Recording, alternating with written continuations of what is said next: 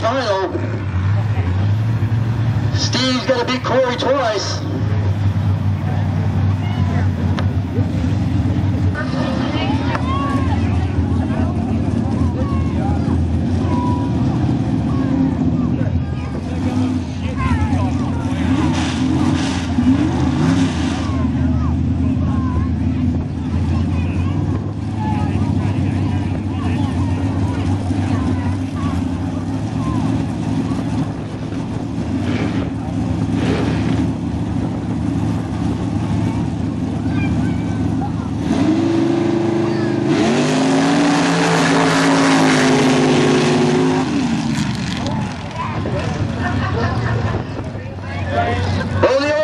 Some pretty quick reflexes, beat his ball on the light, right off the line. He gets the win, we're going to bring him back around.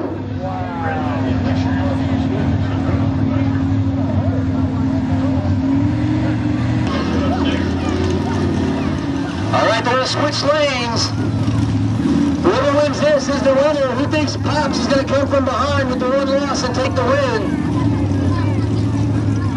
Who thinks this bull Hurricane Orange is going to get his act together and beat Pops off the line?